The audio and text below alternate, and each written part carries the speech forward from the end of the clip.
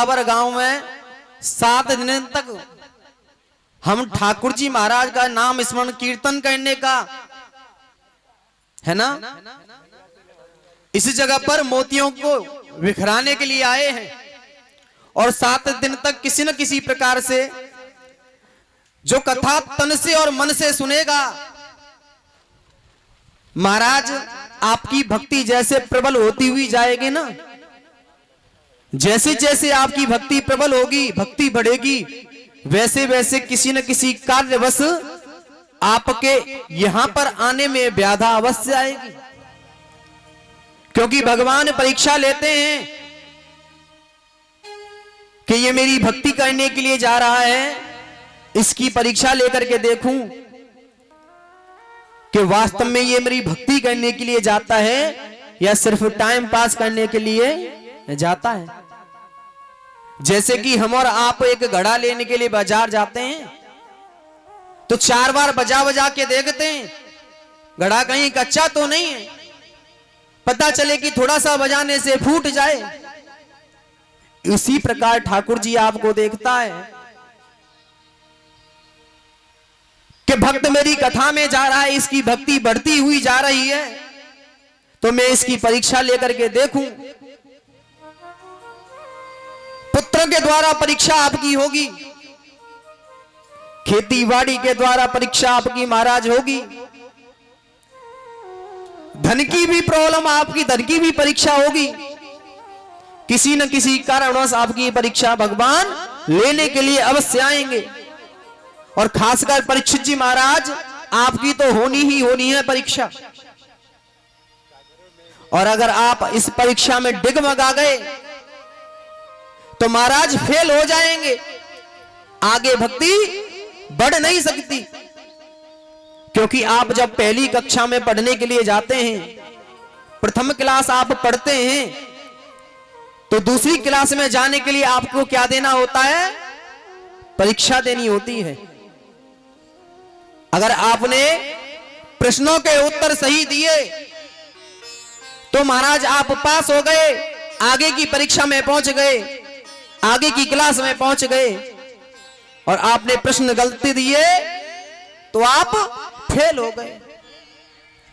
तो भगवान की भक्ति आपकी परीक्षा लेगी अवश्य। सूत जी महाराज ने जब इस प्रकार श्री सोनकादिक ऋषियों को बतलाया तो सोनकादिक ऋषि कहने लगे, प्रभु अब हम आपसे कुछ पूछना चाहते हैं, और एक नहीं दो नहीं, हमारे 6 प्रश्न आपसे हैं महाराज। उन 6 प्रश्नों के उत्तर आप हमें दीजिए। सूत जी महाराज कहने लगे, हे सोनकादिक ऋषियों, आपके ऐसे कौन से प्रश्न हैं जो कि आप मुझसे पूछना चाहते हो, बतलाएं। सोनकादिक ऋषि कहने लगे, प्रभु पहला प्रश्न हमारा यह है कि मानव के लिए परम धर्म क्या है? क्या परिक्रमा लगाना परम धर्म है? या प्रातः 4 बजे उठ करके अपने कार्यों में लग जाना यह हमारा परम धर्म है? करोड़ों की संपत्ति दान कर देना, क्या यह हमारा परम धर्म है? हजारों संत बैठे हैं और प्रश्न क्या किया कि मानव का परम धर्म क्या है?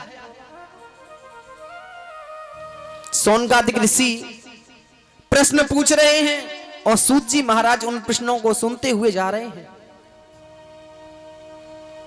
सोनकादिक ऋषि कहने लगे, प्रभु हमारा दूसरा प्रश्न है कि मंदिर में जब हम पूजा करने के लिए जाएं तो सबसे पहले पूजा किस देवी देवता की करें? कोई कहता है महाराज शंकर भगवान बड़े हैं, उनकी पूजा करो। कोई कहता है महाराज हनुमान जी महाराज बड़े हैं, उनकी पूजा करो। कोई कहता है राम जी की पूजा करो। महाराज सबसे पहले हम पूजा करें तो किसकी करें? ये हमारा दूसरा प्रश्न है। तीसरा प्रश्न भगवान हमारा ये है कि वेद में परमात्मा को अजन्मा कहा गया है। वेद कहते हैं भगवान अजन्मा है। अजन्मा का मतलब जिसने कभी जन्म न लिया हो।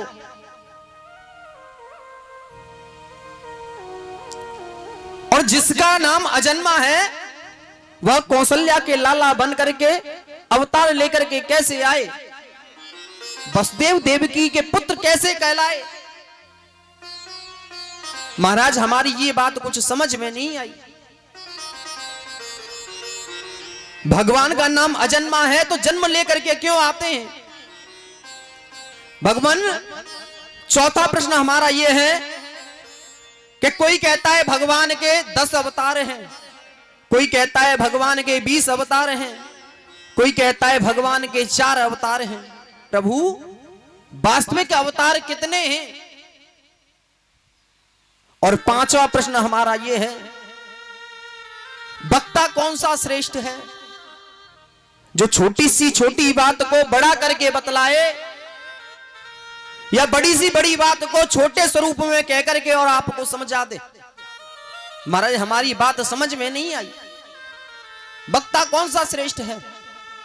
और छठवां प्रश्न है कि भगवान जब अपनी लीलाओं को समाप्त करके चले जाते हैं तो वह धर्म चला कहां जाता है। क्योंकि गीता में भगवान ने कहा है कि धर्म संस्थापनासाय संभवामि युगे युगे। धर्म की स्थापना करने के लिए मैं हर युग में अवतार लेकर के आता हूं।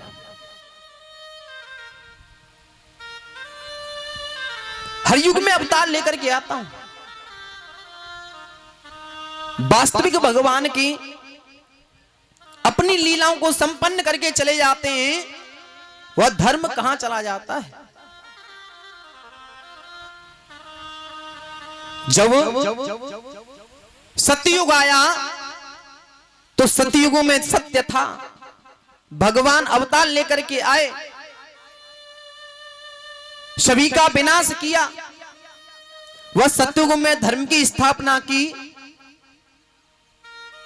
वह वाला धर्म कहां चला गया महाराज, जो भगवान को त्रेता युग में फिर से जन्म लेकर के आना पड़ा। सतयुग वाला धर्म कहां चला गया। अरे भगवान सतयुग में भी तो जन्म लेकर के आए थे, अवतार लेकर के आए थे। जब धर्म की स्थापना भगवान ने वहां पर की तो वह धर्म कहां गया जो भगवान को त्रेता युग में फिर जन्म लेकर के आना पड़ा। और त्रेता युग में भी भगवान जन्म लेकर के आए, दुष्टों का संहार किया, धर्म की रक्षा की। तो महाराज वो वाला धर्म त्रेता युग वाला फिर कहां चला गया, हमारी बात समझ में नहीं आती। धर्म कहां पे चला जाता है। भगवान को फिर द्वापर युग में जन्म लेकर के आना पड़ा। कंस का उद्धार किया और कंस के उद्धार करने के बाद में भगवान जब इस धरातल को छोड़ करके गए तो द्वापर में भी धर्म छोड़ करके गए थे। महाराज वो आज द्वापर वाला धर्म कहां पे गया जो भगवान फिर इस कलयुग में चौथा जन्म लेकर के आएंगे। इस चौथे युग में भगवान फिर से जन्म लेकर के आएंगे। कब? जब घनघोर कलयुग आ जाएगा ना, घनयुग कलयुग घनघोर हो जाएगा। आज हम और आप इस स्थान पर बैठ करके कथा श्रवण कर रहे हैं। उस घनघोर कलयुग में हम बैठ करके कथा श्रवण करने की तो छोड़ो, आपस में बात तक नहीं कर पाएंगे। इंसान सिर्फ 4 अंगुल की लंबाई इंसान की होगी जब घनघोर कलयुग आ जाएगा। और इसी कलयुग में देख लो महाराज 5,500 साल बीती हैं अभी तो मात्र इस कलयुग की। आज से 100 साल पहले व्यक्ति की लंबाई कितनी होती थी, लेकिन आज व्यक्ति की लंबाई कितनी छोटी होती हुई जा रही है। क्यों? क्योंकि यह कलयुग का प्रभाव है। आज से 20 साल पहले की माताओं को देख लो। जो हमारी माताएं थी ना, आज से 60-70 साल पुरानी माताएं अपने सास ससुर का कितना सम्मान करती थी। क्या इस कलयुग में इतना सम्मान बचा है?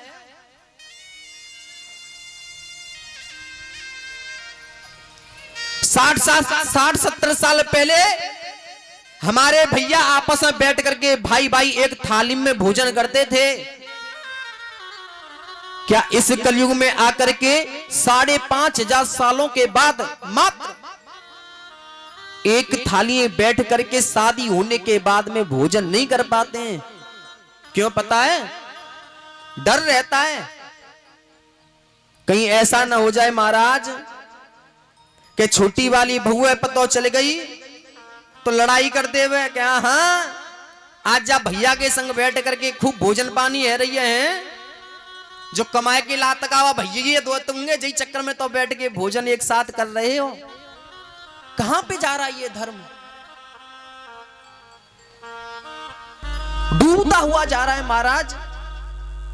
ये धर्म जाता कहां है? ये हमारे 6 प्रश्न हैं प्रभु, ये बतलाएं। सूत जी महाराज कहने लगे, ऋषिगणों आपने जो 6 प्रश्न किए हैं ना, इन 6 प्रश्नों के उत्तर तो मैं दूंगा, लेकिन उससे पहले मैं अपने गुरु श्री सुखदेव जी महाराज का ध्यान कर लूं, उसके बाद में मैं ये आपको प्रश्नों के उत्तर सुनाऊंगा। ऋषिगणों ने फिर कह दिया, महाराज ये आपके गुरुदेव सुखदेव जी महाराज हैं कौन? महाराज ये हमें बतला दो। सुखदेव जी महाराज कौन हैं जो आप हर बात पे सुखदेव जी महाराज का नाम लेते हुए जाते हैं? सूत जी महाराज कहने लगे, ऋषि जी राधा रानी के गोलोक धाम में सुखदेव जी महाराज राधा रानी की गोद में खेला करते थे। एक दिन राधा रानी ने कहा, हे सुखदेव जी आप मृत्युलोक में जाएं और मृत्युलोक में जाकर के आप प्रभु की चर्चा व्यक्तियों के सामने रखें। भगवत चर्चा इस संसार में जाकर के कहें। सुखदेव जी महाराज ने हाथ जोड़ करके राधा रानी से मना कर दिया, हे मां अरे इस आपके इस गोलोक धाम में रह करके आपके नाम की 2-4 माला मैं यहां पर कर लेता हूं, लेकिन जब मृत्यु लोक में चला जाऊंगा ना तो मृत्यु लोक में जाकर के वहां की माया मुझे घेर लेगी। मां मुझे तुम यहीं पर रहने दे। राधा रानी ने कहा, सुखदेव जी मैं आपको यह वचन देती हूं कि मृत्यु लोक की माया तुम्हें अपने अंदर ग्रसित नहीं करेगी, आपके ऊपर माया का कोई प्रभाव नहीं पड़ेगा। आप जाएं और जाकर के भगवत हरि चर्चा आप भक्तों के समक्ष जाकर के सुनाएं। राधा रानी की बात को मानने के बाद में सुखदेव जी महाराज ने हिमालय की कंदराओं में जाकर के एक पक्षिणी के गर्भ से जन्म लिया, एक अंडे के रूप में। हिमालय की कंदराओं में जैसे ही उस अंडे के रूप में सुखदेव जी महाराज ने जन्म लिया, हिमालय पर ठंडी ठंडी हवा चलने लगी। सुख पक्षी और वह पक्षिणी दोनों हवा के कारण उस स्थान से उड़ करके चले गए और अंडा फूट गया। सुखदेव जी महाराज का जन्म अधूरा रह गया, जन्म पूर्ण नहीं हो पाया। अब इस बात की चिंता हुई नारद जी को, और नारद किसे कहते हैं? नारम ज्ञानम दत्तादि इत्तिसो नारद। दूसरे नारद कहते हैं नारम अज्ञानम खंडेति इतिसो नारद, जो हमारे अंदर ज्ञान का भंडार दें उनको नारद कहा जाता है, और हमारे अंदर से पापों के विकार को मिटा दें उनको नारद कहा जाता है। लेकिन कलयुग में भी महाराज तीसरे प्रकार के नारद बतलाए गए हैं। तीसरे प्रकार के नारद कौन से पता है? नारद जा मोहल्ला की कह के जा मोहल्लाते, और जा मोहल्ला की कह के जा मोहल्ला वायते, दोनों में झगड़ो कराए दे में उनते कह में जीता पूरा नारद है। नारद जी का स्वभाव बड़ा विचित्र है महाराज, उनकी बात समझ में नहीं आती। तो नारद जी को इस बात की चिंता हुई कि सुखदेव जी महाराज का जन्म अधूरा रह गया, अगर उनका जन्म पूर्ण नहीं हो पाएगा तो संसार भगवान की भक्ति नहीं कर पाएगा। अब मन में विचार किया कि उनके इस जन्म को पूरा किया कैसे जाए। याद आया कि मैंने ब्रह्मा ब्रह्मांडी में झगड़ा करा दिया है, विष्णु भगवान लक्ष्मी मैया में झगड़ा करा दिया, लेकिन आज तक मैंने कभी भी शंकर भगवान और पार्वती मैया के बीच में झगड़ा नहीं कराया। और सुखदेव जी महाराज का फूटा अंडा हिमालय की कंदराओं में पड़ा है, कोई ना कोई उपाय तो करना चाहिए। नारद जी चले और चलते हुए पहुंच गए महाराज नारद जी हिमालय की कंदराओं में। उस समय शंकर भगवान तो अपनी समाधि में लीन थे, लेकिन मां पार्वती ने जैसे ही नारद जी को देखा तो आसन दिया, आओ प्रभु आओ। अरे नारद जी, अरे गुरुदेव, आज तो आपको आना यहां पर बहुत दिनों के बाद में हुआ है महाराज, क्या कारण है? आजकल आपने आना जाना बंद कर रखा है। नारद जी कहने लगे मां क्या करूं, इसलिए मैंने आना जाना बंद कर दिया है। क्यों? क्योंकि अब महाराज कहीं आने जाने का धर्म रहा नहीं है। हमारे बड़े बुजुर्ग भी कहते हैं ना, बेटा काऊ की मोटरसाइकिल पे बैठे तो सोच समझ के बैठी हो, क्योंकि आजकल काऊ की मोटरसाइकिल पर बैठने को धर्म ना रहे हो। बेटी रात्रि के समय काऊ के घर पे जाइयो मत, क्योंकि रात्रि के समय किसी के घर पे जाने को धर्म ना रहे। मैया कहीं पर आने जाने का धर्म नहीं है, और आता जाता हूं कोई बात करता हूं उसका अनर्थ कर देते हैं। क्या बताऊं मैं आप कर। और आज नारद भगवान से कहने लगे, हे नारद जी बताओ तो सही क्या कारण है जो कि आपने आना जाना बंद कर रखा है। नारद जी कहने लगे मां, इंसान अब झूठ बोलने लगा है। अरे जिस स्थान पे मैं जाता हूं वहां पर कोई ना कोई बात को लेकर के इंसान झूठ अवश्य बोलता है। पार्वती मैया कहने लगी नारद जी देखो कहीं पर भी झूठ बोला जाता हो, परंतु हमारे घर पर झूठ कभी नहीं बोला जाता। न हमारे घर पर किसी के घर यहां पर झगड़ा होता है। देख लो महाराज, कार्तिकेय भगवान का वाहन क्या है? मोर है ना, और हमारे श्री गणेश भगवान का वाहन क्या है? चूहा। दोनों में बैर रहता है, लेकिन यहां पर दोनों मिलके रहते हैं। हमारे पतिदेव के अंदर इतना प्रेम है कि हमसे आज तक कोई बात नहीं छिपाई।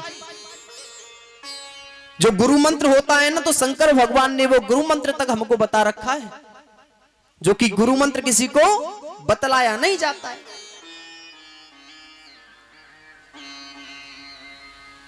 नारद जी कहने लगे मां, आप कह रही हो कि गुरु मंत्र नहीं बतलाया, और आपको बतला दिया है। अरे मां, क्या आपको एक बात पता है कि जो शंकर भगवान के गले में मुंडों की माला है वह किसकी है, इसके बारे में बताया? शंकर भगवान जो अपने शरीर पे भस्म धारण करते हैं वह भस्म किसकी है, ये आपको कभी बतलाया? पार्वती मैया सुन रह गई, सुन रह गई। अरे नारद जी, आज तक इसके बारे में तो मुझे कभी बतलाया नहीं। तो मां, क्या खाक आपसे प्रेम करते हैं? आपको सिर्फ इतना नहीं बतलाया कि मुंडों की माला किसकी है, शरीर पे भस्म लगाते हैं ये किसकी है, तो आपसे कितना प्रेम हुआ मां? बनावटी प्रेम है। इतना कह के और हाथ जोड़े नारद जी और कहा, मां आप जानो, आपको काम जाने, मैं तो आपके दर्शन करने के लिए आया था और मैं तो जा रहा हूं। कर दिया झगड़ा महाराज आपस में। शिव नाम से है जगत में